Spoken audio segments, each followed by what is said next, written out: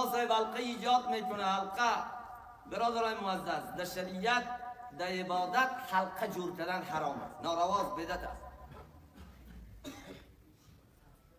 هر کس میتونه الله را ذکر کنه، ذکر و تنهایی خود ذکر کنه، کسی دیگر حق نداره که بیا پیش شما بیا گردوی ما ذکر کنه. این نارواست. فتاوای علمای حنفیه از این پر است.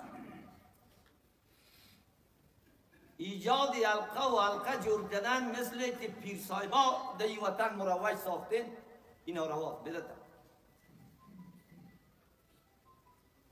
باز ذکر میکنن، دقیق باشه، ذکر مفرد میکنن، الله الله الله. ذکر مفرد در کلام عرب فایده نداره، مونا نداره. مونا مثل که صدا کنی برف و جاله، برف و جاله، برف و جاله. چی است؟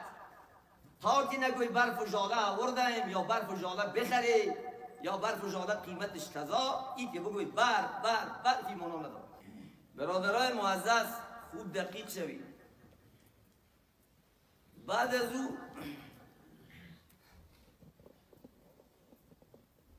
در وجد میان، در سما میان. در وجد و سما سیل تو که یک خوب آدم قافیه تلویزیونی داره، قیافه تلویزیونی داره، سیل تو که در رقص اون.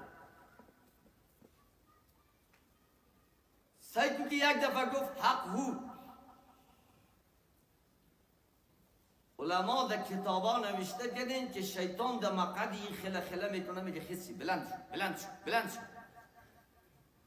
این در جذبه میاد.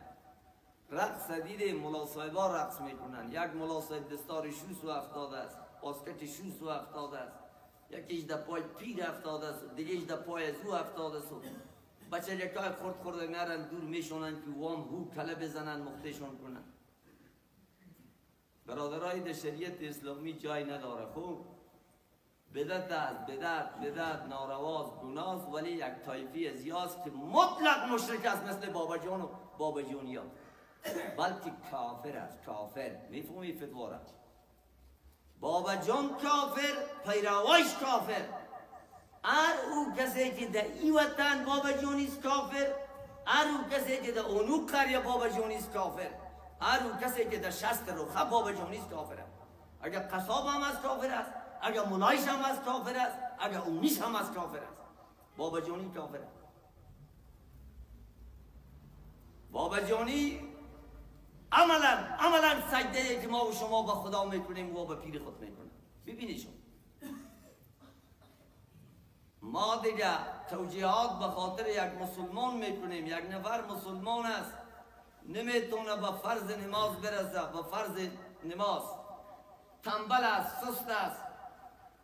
حدیث آمد از حدیث رسول الله صلی الله علیه و سلم: من ترک صلاتا متعمدا فقط کفر. کسی که نماز فرض قصدن ترک کافر است. این حدیث است. حدیث فقط مذهب حنفیه همیست که در این توجیهات میکنه، میگه کافر نشده است. مذهب شافعی صاحب میگه کافر است، مذهب امام احمد صاحب میگه کافر است، مذهب امام مالک و دیگران میگن کافر است. بابا جونیه که فرض جماعت نمیخونه، این مسلمان است.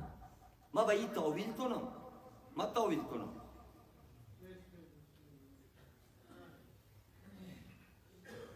نشش تو بکو گناهش در گردن خود ما بگیرم کافر است. این دقیق باشه که بابا جونی کافر است. و کافر زن دادن نارواست.